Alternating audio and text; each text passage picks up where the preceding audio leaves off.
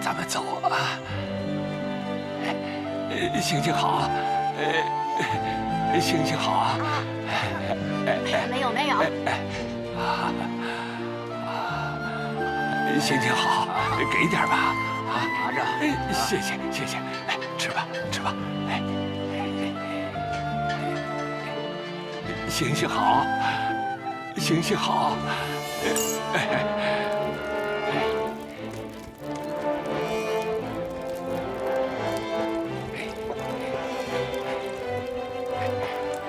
爷爷跟你说啊，等一会儿熟了，我再给你捞着吃啊。我来加火。慢慢的啊。我个儿最高，以后我是老大，你是老二，你是老三，你是老四，我是老五。以后有饭一起讨，有饭一起吃。好，现在开饭。大吃了，大到了。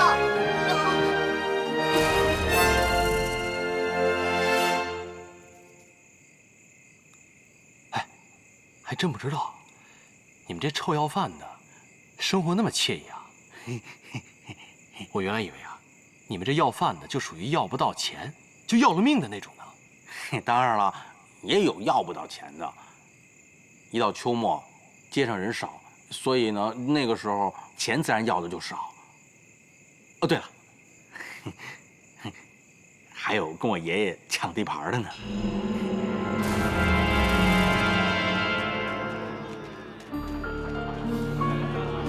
行行好，行好，谢谢。好，谢谢。啊？谢谢。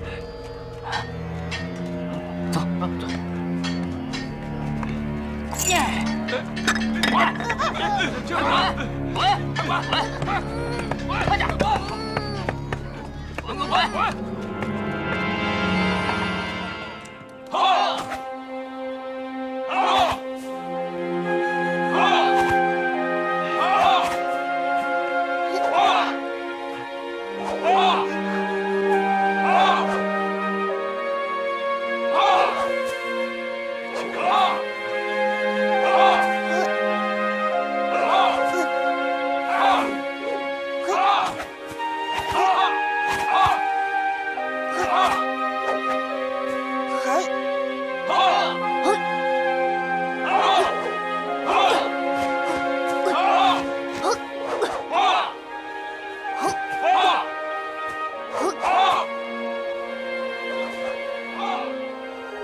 是吧，老五？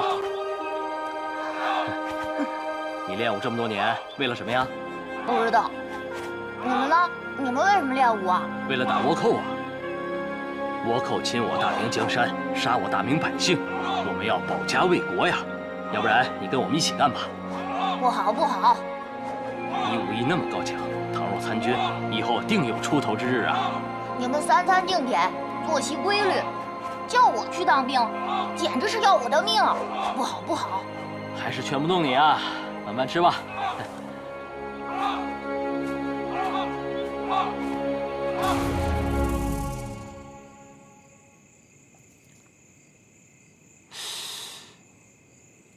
原来你的武功是这么练成的。哎，你的爷爷呢？我爷爷啊，命不好，没等到我孝顺他。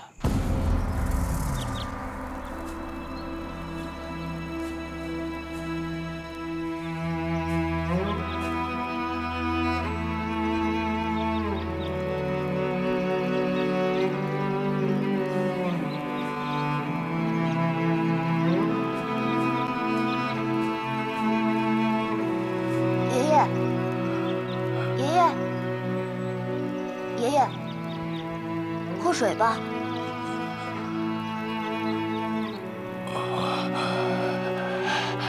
孩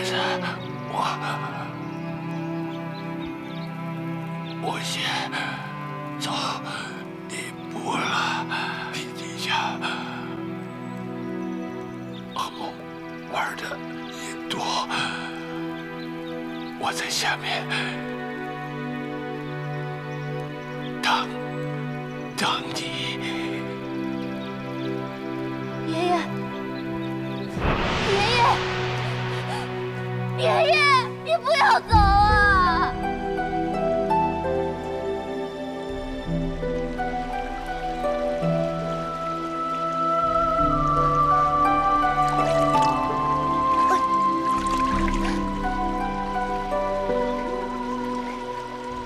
可算是抓到你了。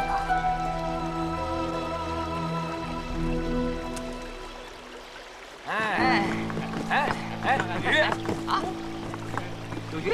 嘿，真有哎！哎呀，还不小啊！不要动我的鱼！哎，这臭崽子！我抢鱼你！知道我是谁吗？啊！我抢了，打死他！好了，还我鱼！还我鱼！还我鱼！我告诉你怎么做！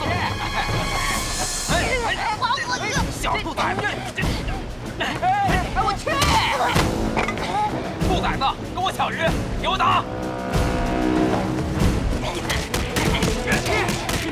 往死里打！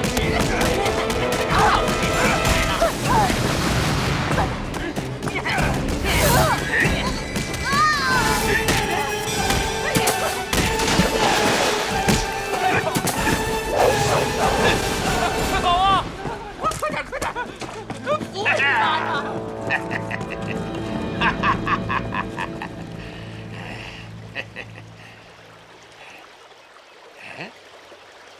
小兄弟，小兄弟，怎么样？哎呦，疼不疼啊？嗯，赶快回家去吧，快点。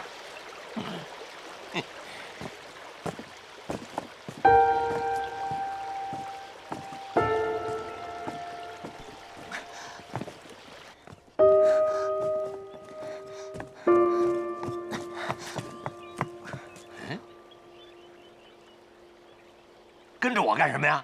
我想跟你走，你跟我走干什么呀？我想跟你学功夫。学功夫？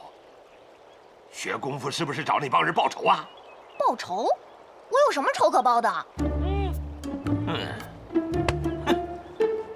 有灵气。哎，你叫什么？没有名字。没名字。那你是从石头缝里蹦出来的？你怎么知道？我就是从石头缝里蹦出来的。无怨无悔，无拘无束。好，好小子。哎，你这个小疯子还蛮有意思的嘛，啊？哎，你怎么知道我是小疯子？我不是，哎，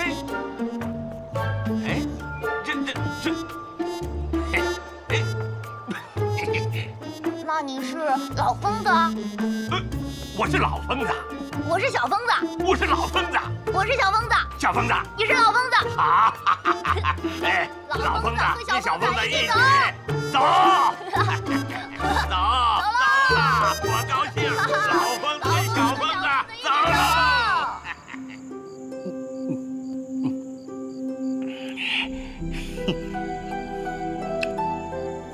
人这一辈子就活一次，为什么不高高兴兴的疯一场？疯的有什么不好？疯盖老虎有什么不好？有的吃，有的玩就行了。嘿嘿嘿嘿，干！嘿嘿嘿。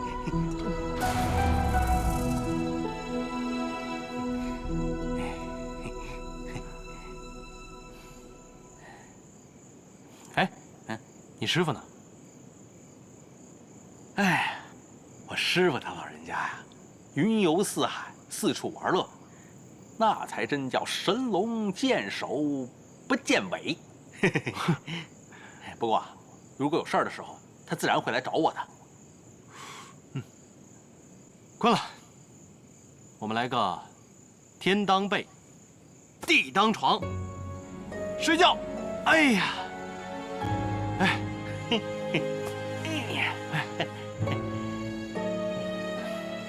说不定这神龙很快就会出现了。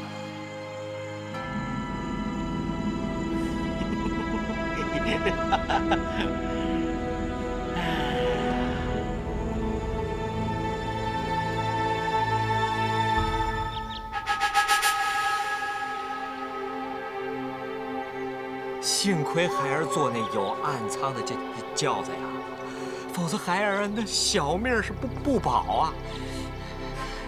爹，咱下次可不能干这种危险的事儿了。昨天让严公子受惊了。法王，严大人，本王已经训斥过弟子，今天特地来给大人和公子赔罪的。哎，法王何罪之有？昨夜要不是有法王在的话，老夫早就没命了。老夫谢过法王。大人不必客气，本王既然已经效命于大人，一定要保证大人的平安。有法王这样的人相助，老夫凡事必成。法王放心，老夫一定会助法王登上武林至尊的宝座。多谢大人。法王不用客气。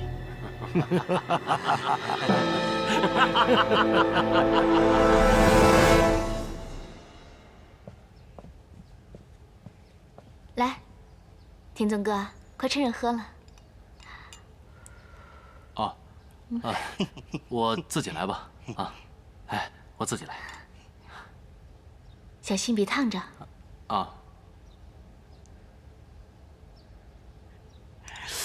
哎，大哥，你怎么突然之间回来了？是不是想我了？啊？谁想你？那你就是想闲下了。总不能是想冰山了吧？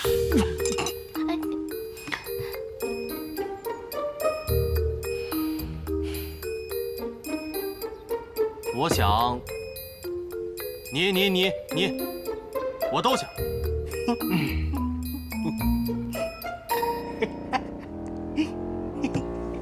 好了，我们都说正事。杨兄弟，昨晚你为什么会出现在严嵩府外？救人充英雄呗。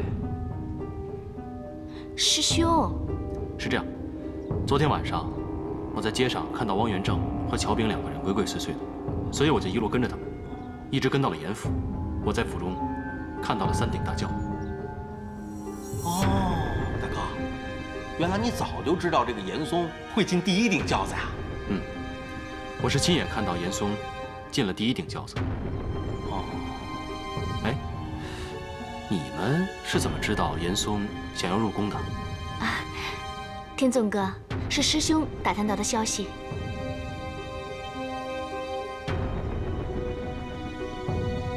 怎么，就允许你杨天纵有本事，我朱铁桥就必须是个无用之人吗？师兄，天纵哥他不是这个意思。对了，朱兄是从哪里打听到严嵩要入宫的消息？严嵩进朝廷一定换朝服、备轿、备警卫，这样我们就会有足够的时间，在路上把他给杀了。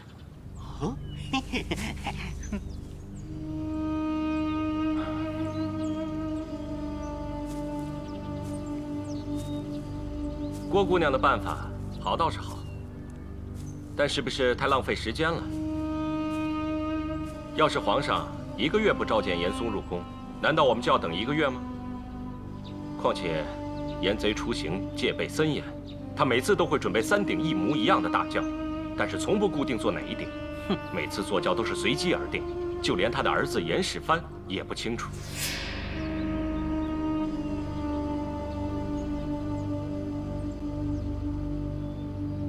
哼，你这个笨蛋！我们就在他的府门外盯着，还怕他不知道上哪顶轿子？他戒备森严又怎么样？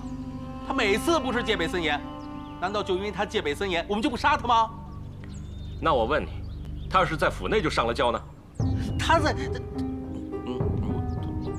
那我们就3顶轿子一起打。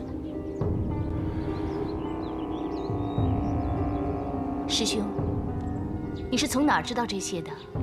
最近我一直在打听这方面的消息，而且我有重要线索。今日3更，严贼就要入宫。真的，太好玩了，太好玩了！你确定？我确定。朱公子，您见到有太监进入严府吗？没有。但我知道严嵩这次入宫，就是为了江浙倭寇的事情。他得到消息，倭寇就要从沿海登陆，所以他奏请皇上准许江浙总督胡宗宪和抗倭参将戚继光马上到任。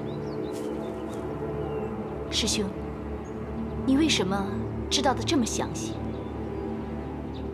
这个我以后再告诉你。行，别啰嗦了啊！难道这次不动手，再等这10天半个月啊？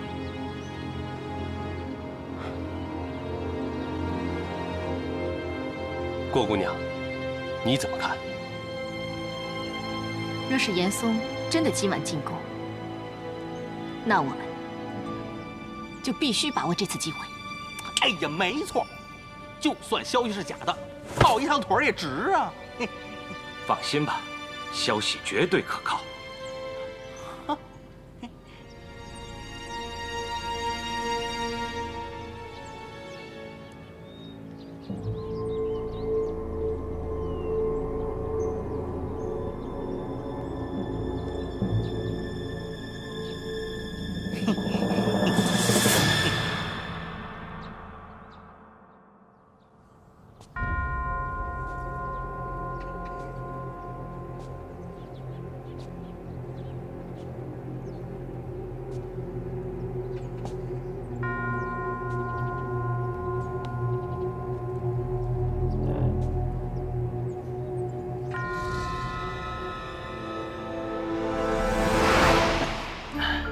严贼啊，今天晚上就要入宫，要奏请皇上准许新任的江浙总督胡宗宪和山东台州备倭参将戚继光火速到任。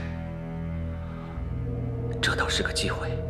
哎，这个戚继光，我听我爹时常提起过，说此人堪当大用，莫非他也是严嵩的党羽？这个我不太清楚，只知道他是胡宗宪极力推荐的。哦，有一次我无意中听严世蕃和手下的人说，这戚继光很有两下子，而且严贼要胡宗宪在他身上多下些功夫。下什么功夫？这个我就不太清楚了。哦，对了，那这是什么？这是我当值的时候从严贼的书房里偷出来的。我在书架上看到这个，吓了我一跳。你看，这是皇上寝宫和周围大殿的地图。我看出来了，这红圈内就是昏君的寝宫啊，上面还有禁卫军和守卫的位置。你说我能不吓一跳吗？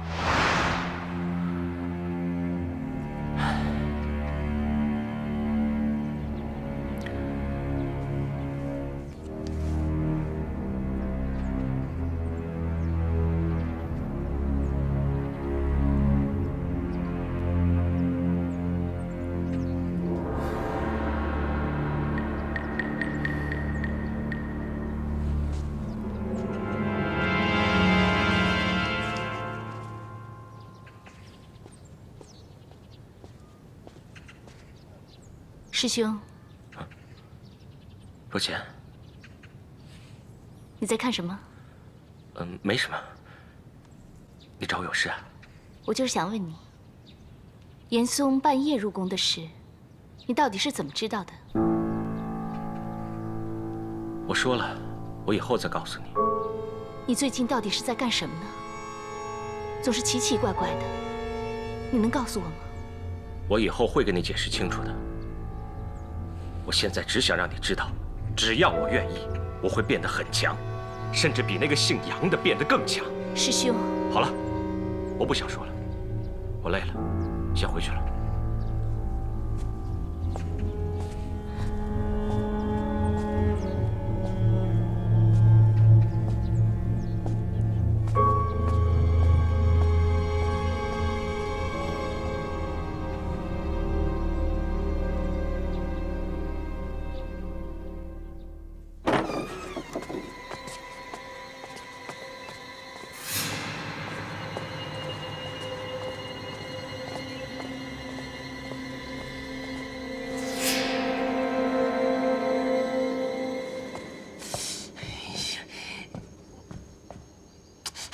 爹，要我说您就别亲自去了，随便找个侍卫替您，不行吗？不行，这些人都不是普通人，他们要的就是为父。如果让他们看出破绽，那岂不是前功尽弃？可是太危险了。您说您万一有个什么闪失，我可怎么办呢？有法王在，为父能有什么闪失？严公子，请放心，有本王在，严大人不会有半点闪失。是啊，这法王武功高强，孩儿自然也就放心了。不过孩儿还有一事不明，为何父亲这次要以身犯险啊？只有我亲自去，朱铁桥才会相信李佐。那么以后李佐的话，他也会深信不疑。下一步的计划才有可能实现。对为父来说，这也是情非得已，没有人是傻子。那这样吧，爹，让孩儿替您去，孩儿穿上这身朝服，和爹一样。好了，你别说了，为父是一定要去。报，严大人，汪头领来了。准备好了？我们去会一会那几个小子。好，走。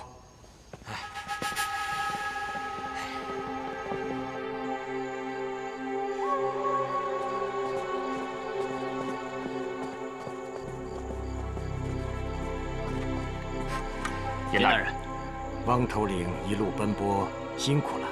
多谢严大人体恤。刚才您的人已经告诉我计划。大人，请。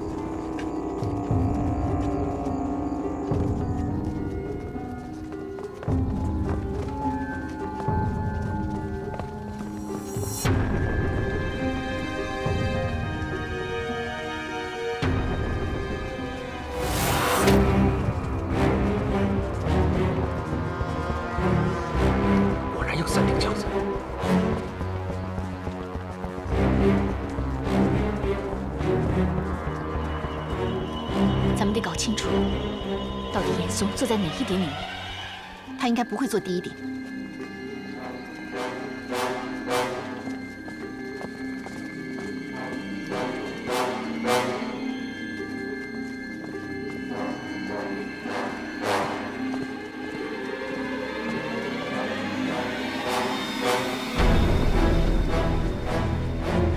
哎，快看，他们分开了。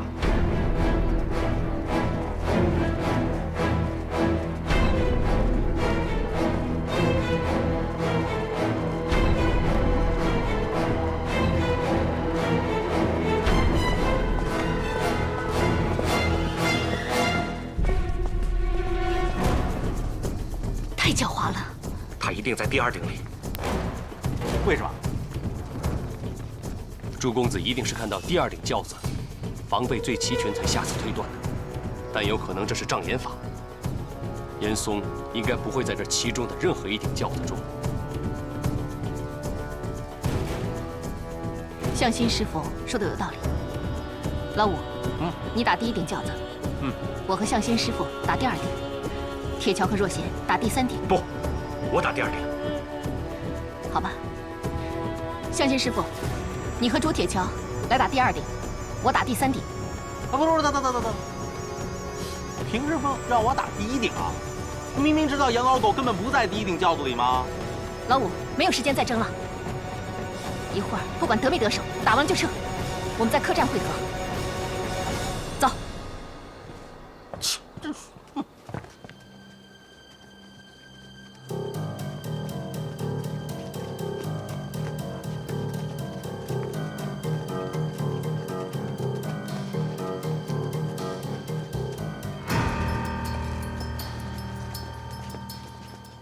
法王认为，他们会以为老夫在哪顶轿子中？第2顶。为什么？那里是通往皇宫最近的路，又有汪元正护在左右，这会给他们强烈的暗示。老夫却以为他们不会放过任何一顶轿子，但攻击的重点应该是第2顶。总之，他们不会认为你坐在第1顶轿子里。朝廷大人出行，坐在第1顶轿子里是尽人皆知的。哼，他们当然会知道，大人不会那么傻吧？那也不一定，我们都不过是在赌，赌智慧，也赌命。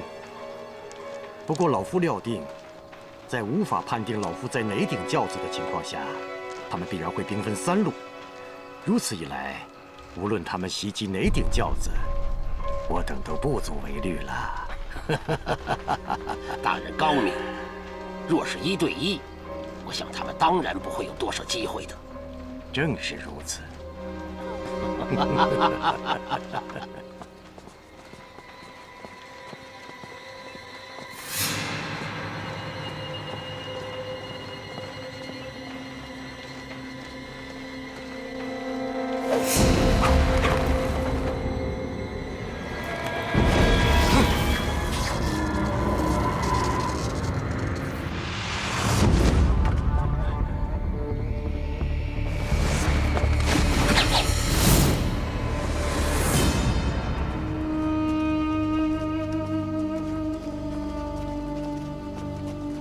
严老狗明明是在第2顶轿子里，傻子都看得出来。你让我打这一顶，不玩了。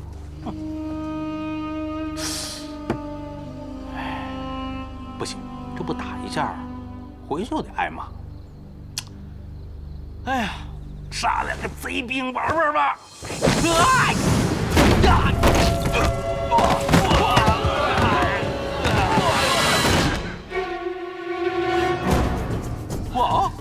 多我1个就禁不住了。我看你们呀，别抬轿子了，回去当乞丐吧。怎么又是你啊？你也在啊？我们又见面喽！给我上他！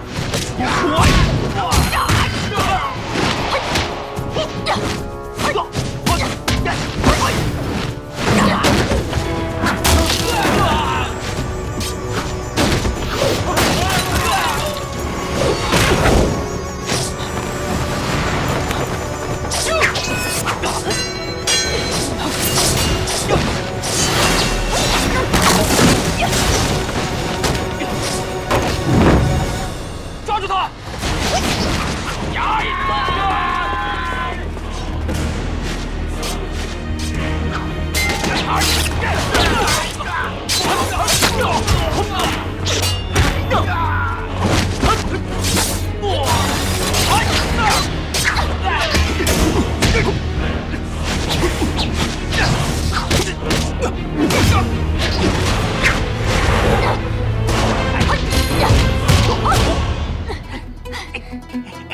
哎，别动，别动！哎，你不觉得咱俩特有缘吗？谁跟你有缘呀？你这疯子，我看到你就想吐。哎，我没那么脏啊！啊，何止是脏啊！我看你还找死呢！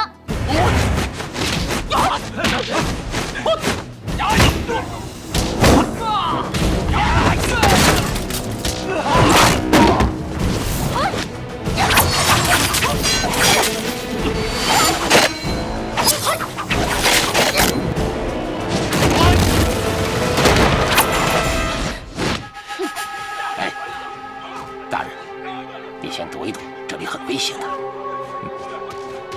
区一个刺客，又有法王在，老夫还用躲吗？严大人说的有理，有本王在，没有人敢动严大人一根汗毛。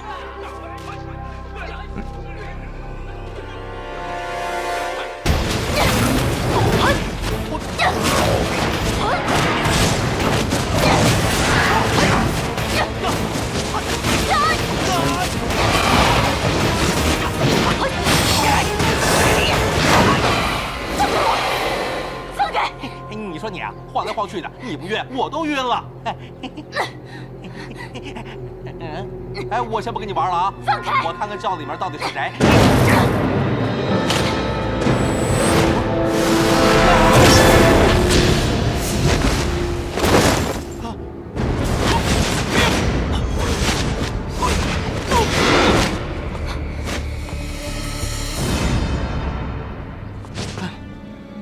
大哥，严老狗就在轿子里。我知道，知道你们要来，来了就把命留下。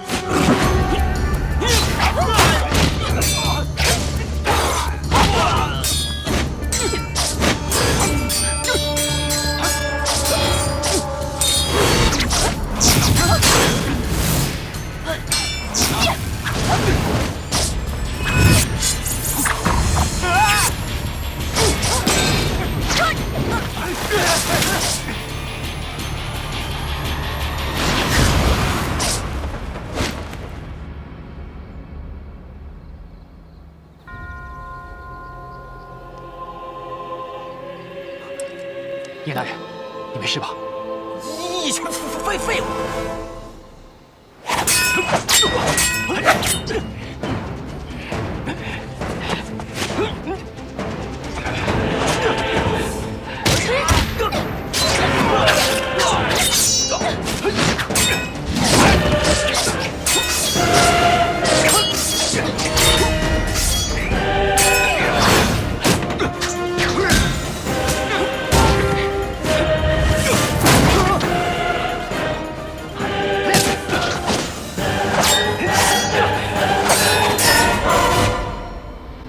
轿子里面不是严贼，蠢货，你们上当了！严大人这会儿恐怕早就进了皇宫了。我们走。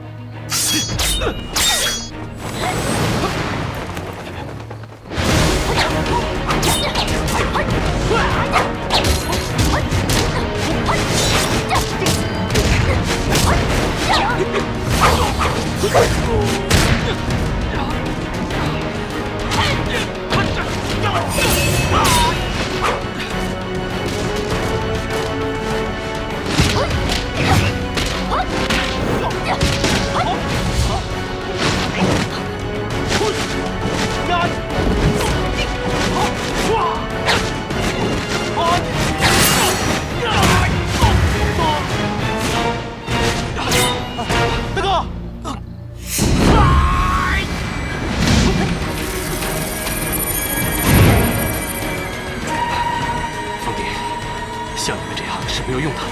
大哥，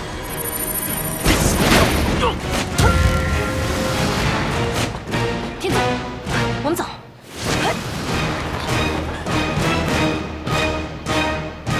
不用追了，让他们走吧。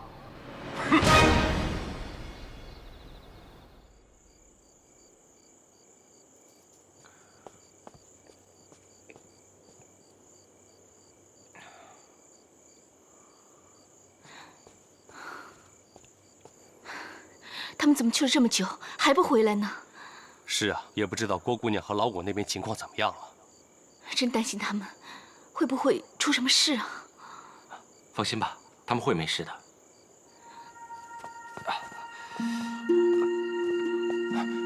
他们回来了。天总哥，天总哥，你可算回来了！你怎么受伤了？没事。张姑娘，杨兄弟已经受伤了，咱们回去再说吧。好的，天总哥，慢点。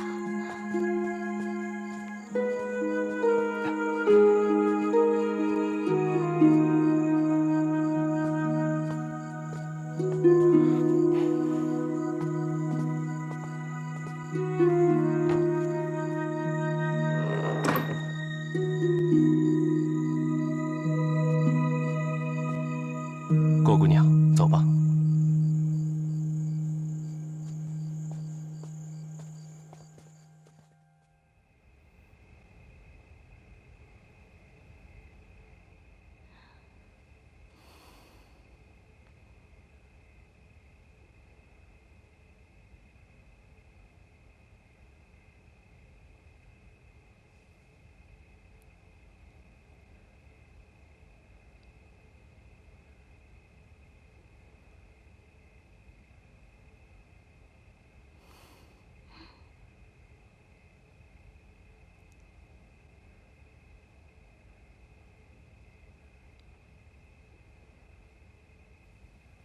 和尚，到底行不行啊？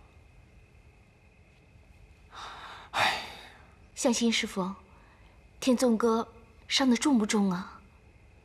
杨兄弟的身体已经没有大碍了。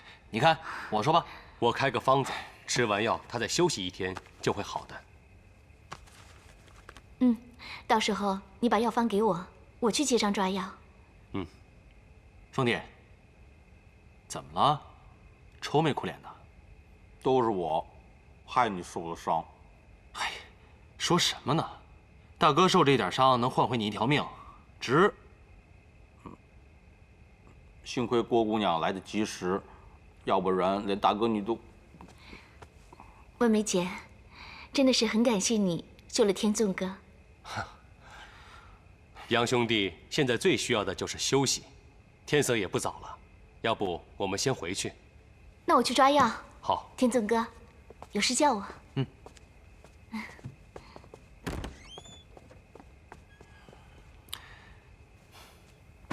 回去休息吧。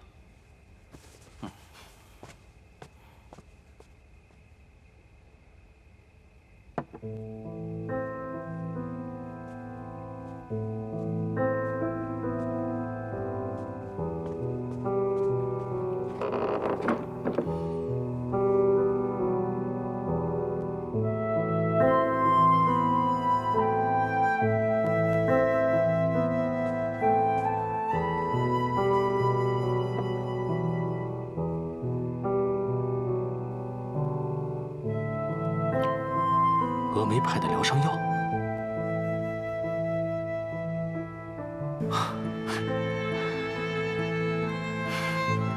都怪我，是我害了大哥，都怪我，都怪我，都怪我，都怪我，都怪我，都要，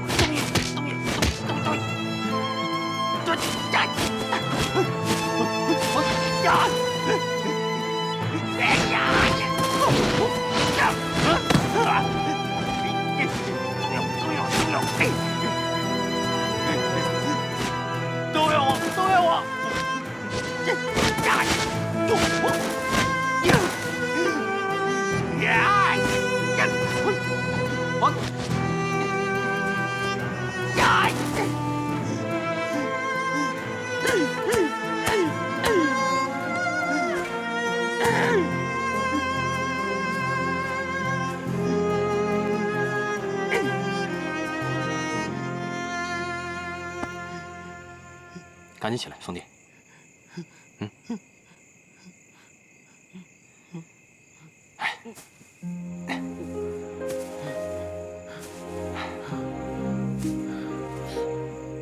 都怪我，除了老疯子，就你对我好，我还害你受了伤。哎，就是怪你，不怪你怪谁啊？呦，还说自己武功有多厉害，这点小事就哭鼻子，就怪你，要不是你我会受伤。这点小事就哭鼻子，哎呀，好了，看看你大哥，这不好好的吗？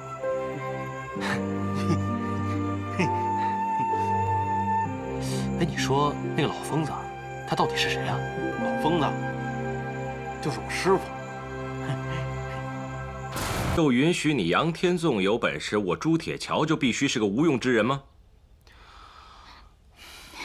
师兄，天纵哥他不是这个意思。对了，朱兄是从哪里打听到严嵩要入宫的这个消息的？是啊，铁桥哥，你就告诉我们吧，我们都想知道。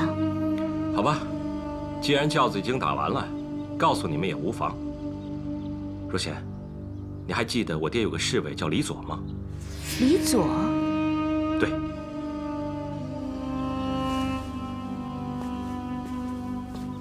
铁桥兄，你就真的那么相信他？我当然相信，他跟了我爹20多年，从小看着我长大，我为什么不相信？那他为什么要跟着严嵩呢？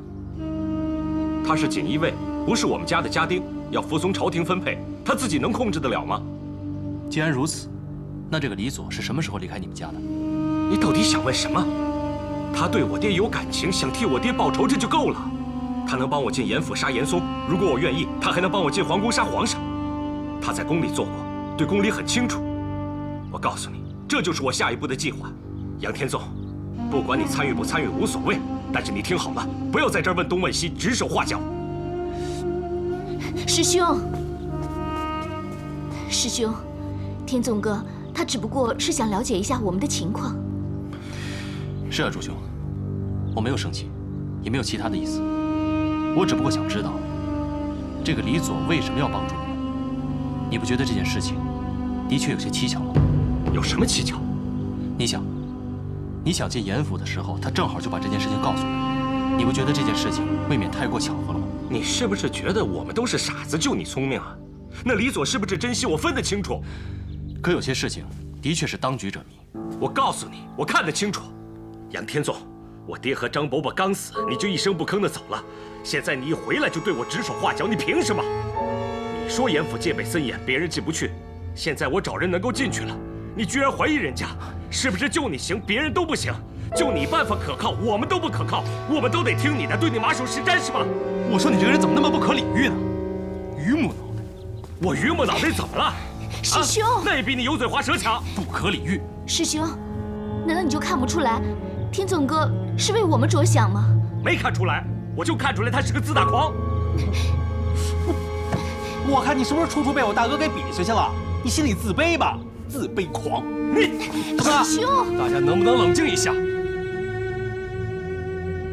我是来跟你们看窝的，不是来听你们吵架的。大家有话慢慢讲。天纵哥，你千万别生气啊！今天师兄他是犯浑了。我犯浑？好，你们都听他的吧。我告诉你们，没有你们，我照样杀掉严嵩，报得了仇。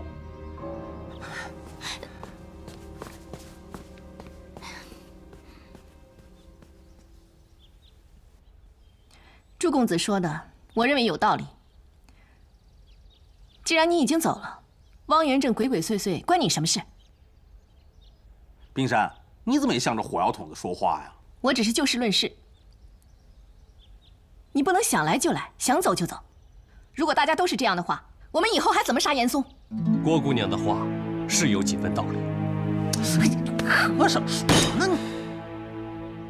这么大一个活人，去哪儿干什么？用得着跟别人说吗？我要不是为了你为了什么呀？我要不是为了家父的嘱咐，要好好保护张家的人。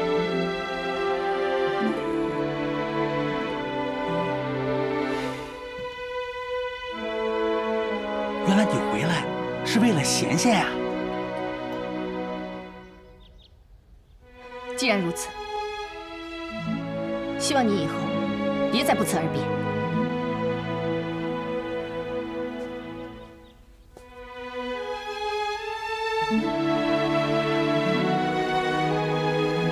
冰山也走了呀。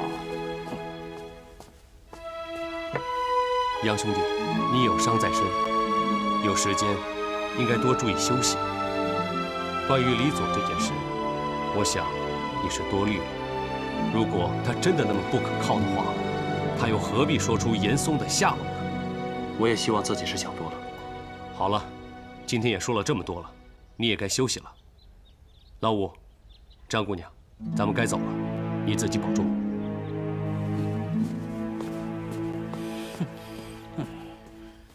唉，天纵哥，来，把这剩下的药也喝了。放下吧。那我再去给你做碗营养汤，你等着。营养汤？哎，我也去。大哥，别跟他们生气啊！嘿嘿。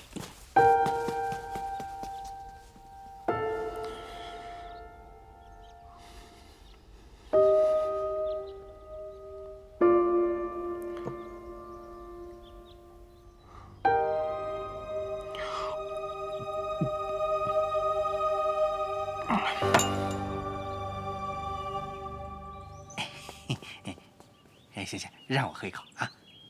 哎，你让我尝一口嘛！不能喝，不，这么小气啊！就让我喝一口嘛！啊，哎，喝一口啊！不行，哎，你敢喝？贤贤姐，贤贤姐，哎，就一口。不行。天宗哥没回来之前，一口都不能喝。大哥也真是的，那不好好在屋里待着，你看看，你看看，哎呀，急死我了！这么好喝的汤也喝不了，真是。你说说，就这么一会儿，天宗哥能去哪儿呢？这不是火药桶子吗？喂，火药桶子，看见我大哥没？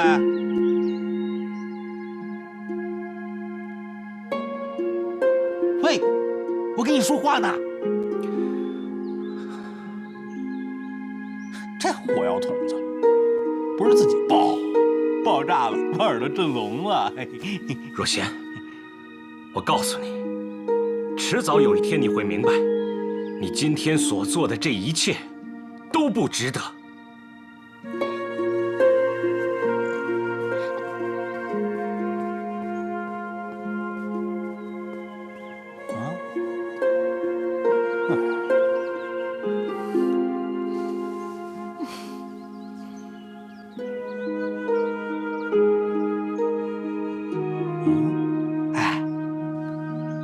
你俩到底是什么情况？你把汤喝了吧。啊？哦，哟，你看，好，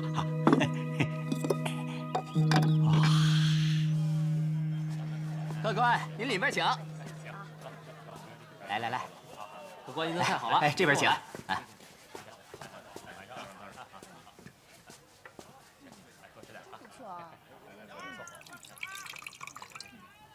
菜来喽！客官，您的菜。好。大家喝酒。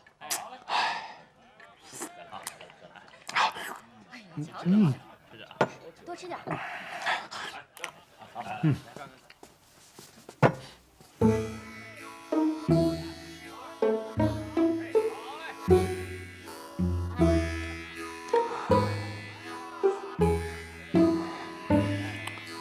你的伤还没好，还敢在这喝酒？姑娘，你有所不知，这个酒对我来说比药管用。哎，我爹告诉我的，我小的时候只要一生病，他就上街买2斤上好的女儿红，只要一喝，就什么病都没了。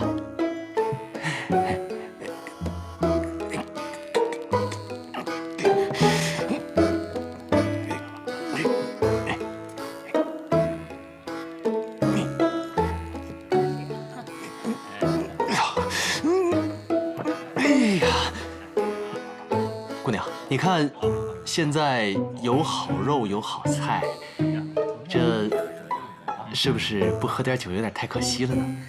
啊？哎，你看，这外面天气晴朗，万里无云。你看，这天色是多么的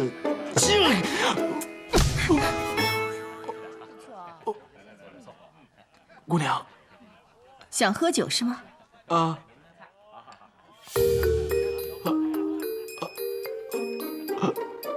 这酒虽好喝，可是你现在不能喝，你就坐在这儿好好休息一下吧。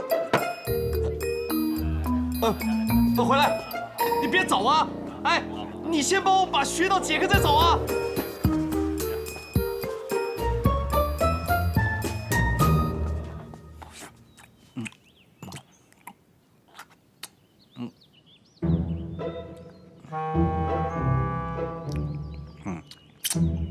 仙姐，怎么了？是不是我把你的汤给喝了，你心疼啊？没事，你喝你的吧。是不是那个姓朱的老缠着你，你烦了？你问那么多干什么？让你喝你就喝。仙姐，其实我早就看那个姓朱的不顺眼了。你等我喝完这汤啊，我替你好好的教育教育他。放心。你到底喝不喝？喝，没说不喝呀，是真是喝。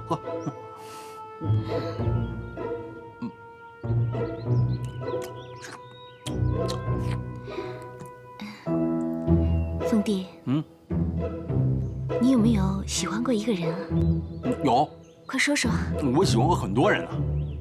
大哥，你，冰山，还有那个和尚，我都喜欢。我不是这个意思，我说的是，经常会想起那个人，想起他的一颦一蹙、一笑一怒，就是这样。对啊，就是这个意思啊。你看啊，我时常想起我跟我大哥喝酒，你给我做汤，和尚念经，还有冰山，你说还能有谁干的？除了那个冰山，还能有谁？原来冰山不光欺负我，他也欺负你啊！啊，你懂什么？这话可不能这么说，说不定他也是为了我好呢。为你好，那打我也是为我好啊！你有时候就是该打，我该打啊！好啊，我就这样把你放回去，他还会打我，我等你点上啊！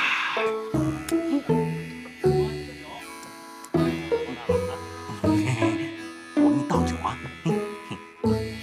这还差不多。哎，小上酒来！哎，来喽！快点！哎，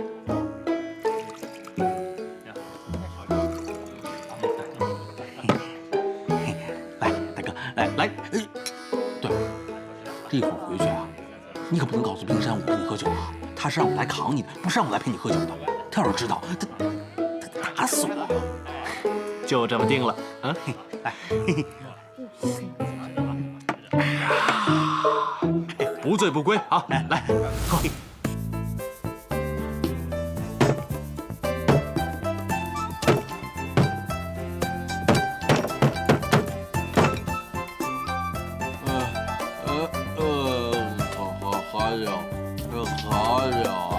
哎呀，这些酒够不够咱们喝？够，太够了。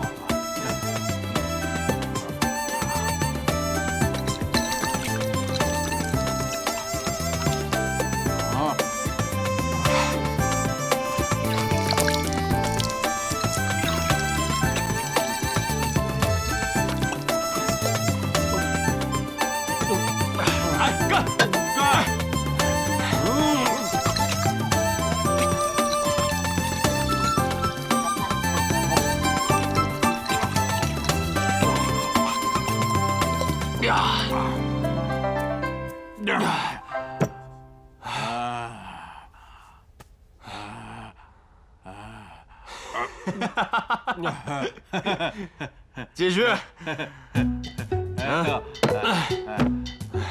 干喝没什么意思。那你说怎么喝才有意思？酒令。好，酒令。来，酒令。上有天，下有地。继续。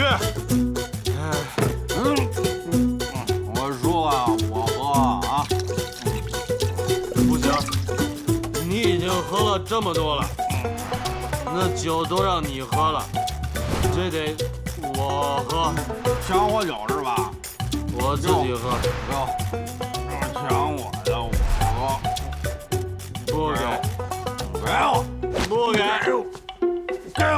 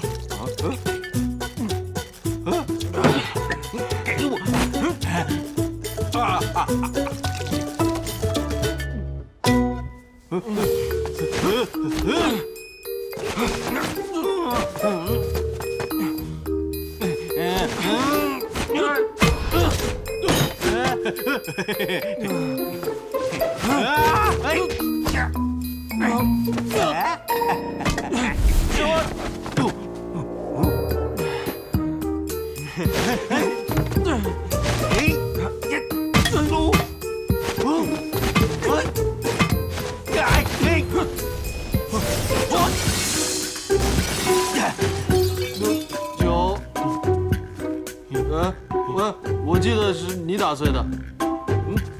不是，我记得是你打碎的。我不可能打碎。啊，别着急，别着急，我找找。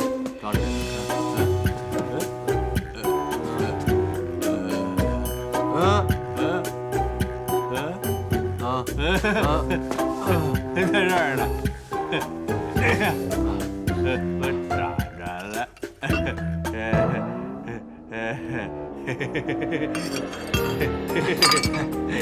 我也找着了。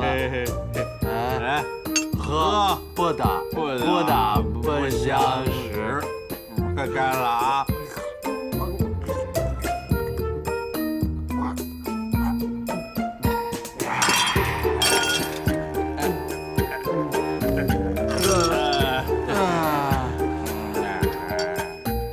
我酒量大，你喝不过我，你喝不过我。老板，倒酒，上酒。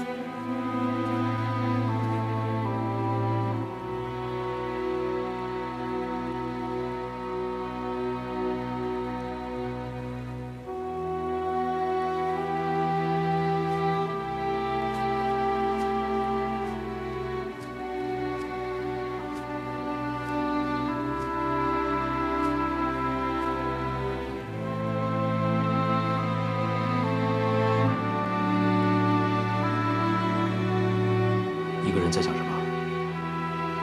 没笑什么。是不是又想你爹了。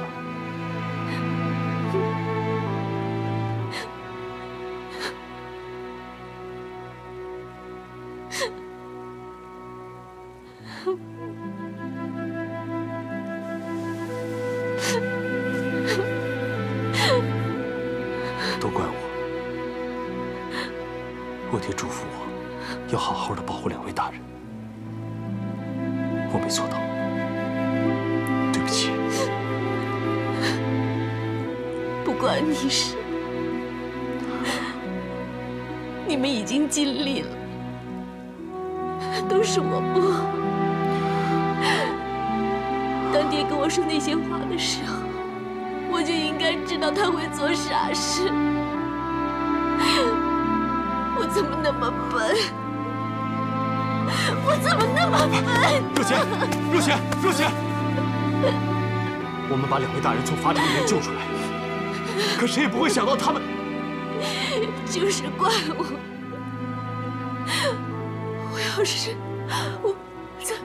我要是再聪明一点，我爹就不会死。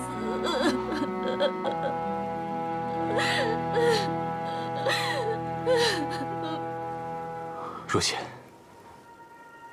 你不用自责，你记住，杀你爹的人是严嵩，是严嵩。我跟你保证，这个仇我一定替你报。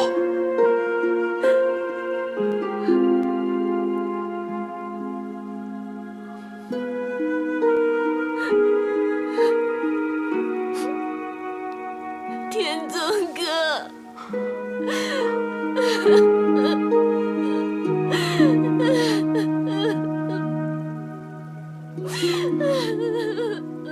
好了，好了。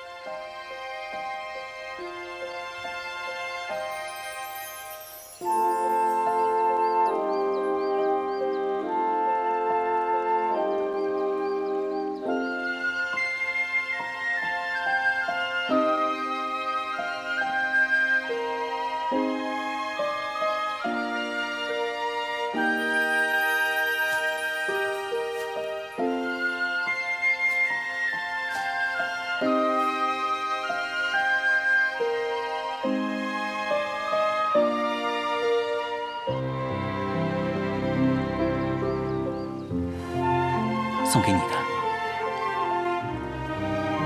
送给我的。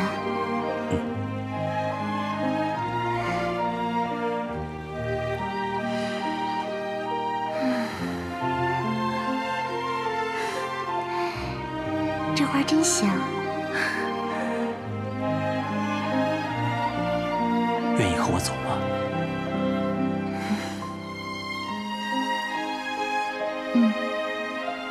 我愿意，我愿意跟你一起走。可是，我们去哪儿呢？啊，这我都想好了。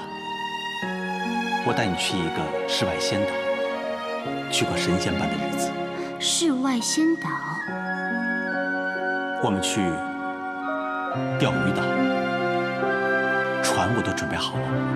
盖盖，无论天涯海角，我们永远在一起。仙子，盖盖，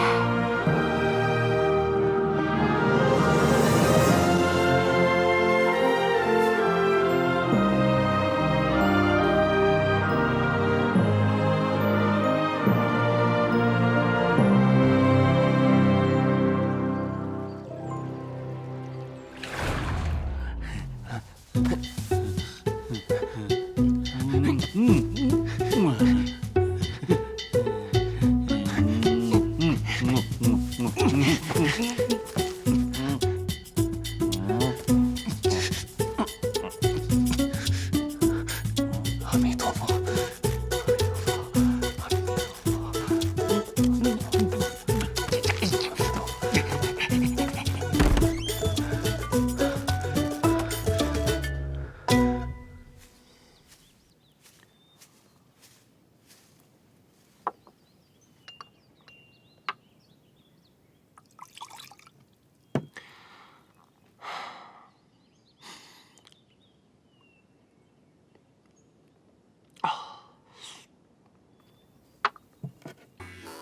阿弥陀佛，问你发生了什么事儿，你弥陀什么佛啊？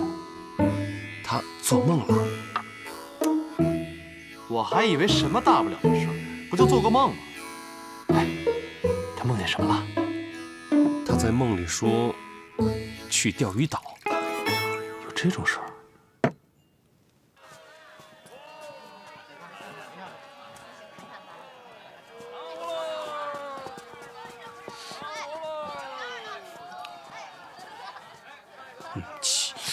奇了怪了，这我怎么会做梦梦见他呢？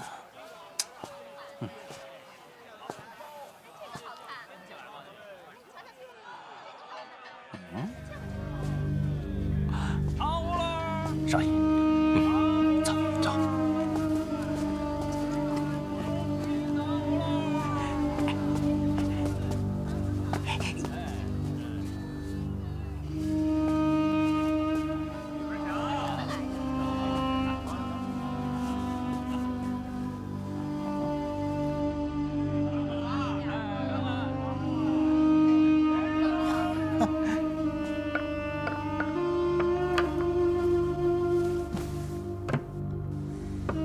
请。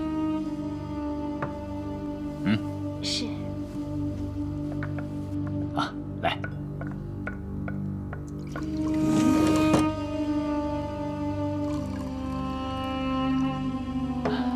少爷，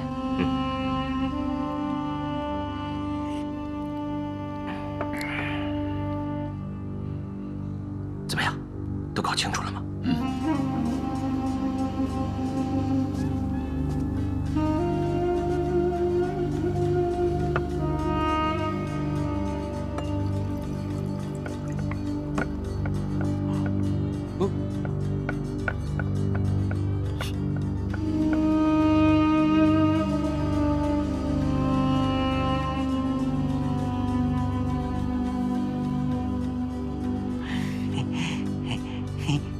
你的，让开让开！你吓我一跳你！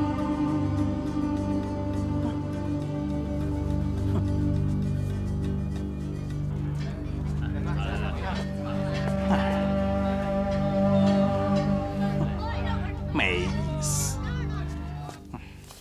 啊，那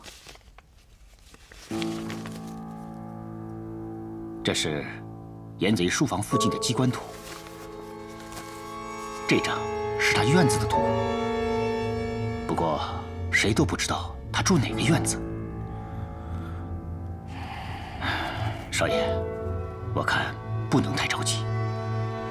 严贼最近加强了戒备，去皇上那儿的念头也没了，皇上也没召见他。上一次，他被你们打怕了，成天躲在书房里都不出门。这一晃半个多月过去了。可连严贼睡在哪儿都不知道，照这样下去的话，什么时候才能报得了仇啊？哎，都是小的无能。哎，李佐，不要自责，我没有责怪你的意思，你做的已经够多的了。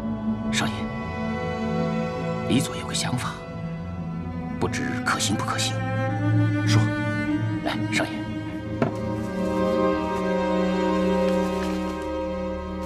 少爷，你看，这里是严府。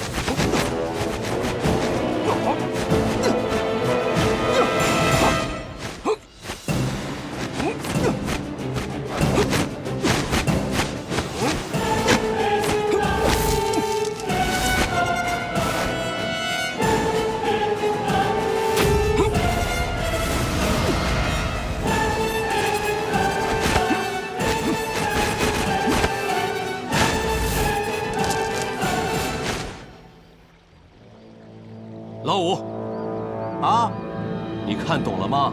就你这2下子还用看？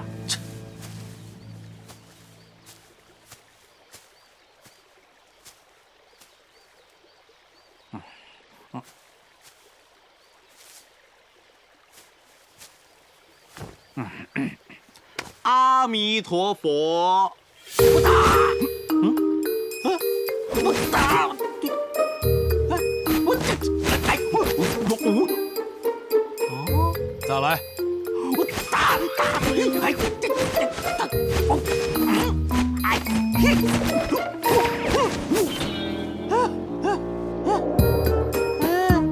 还来啊？再来。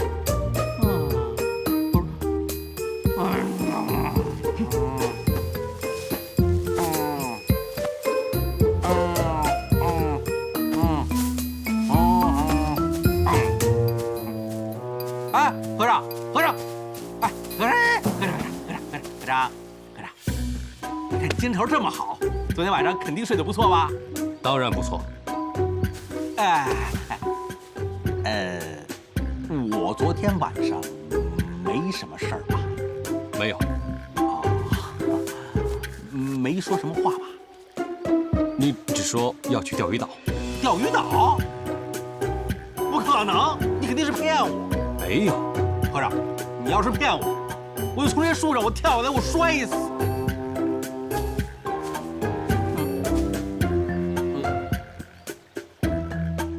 阿弥陀佛，这棵树不够高。我这他。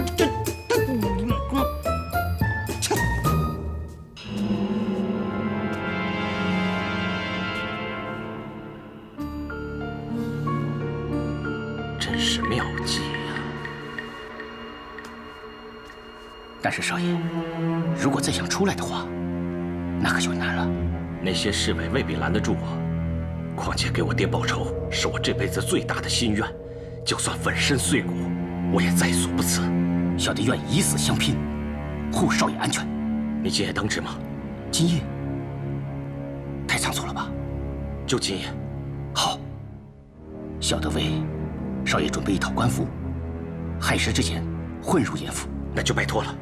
少爷，不找些帮手吗？人多了反而容易暴露，就我一个人。好，那亥时之前，严府后门等少爷，然后带少爷去严府的书房。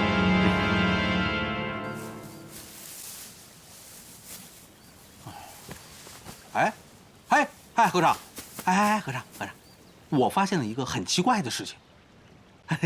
我看到了很多漂亮的姑娘。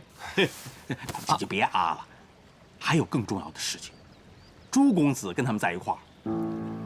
你说朱公子找漂亮姑娘啊？而且还是2个人，有一个是，好像是那个李左。你说他们去的是妓院？那倒也不是。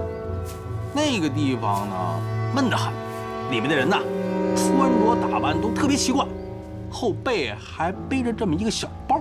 哦，那是日本女人的打扮。日本女人就穿成那样，然后脚底还穿着个木头鞋，然后走起路来，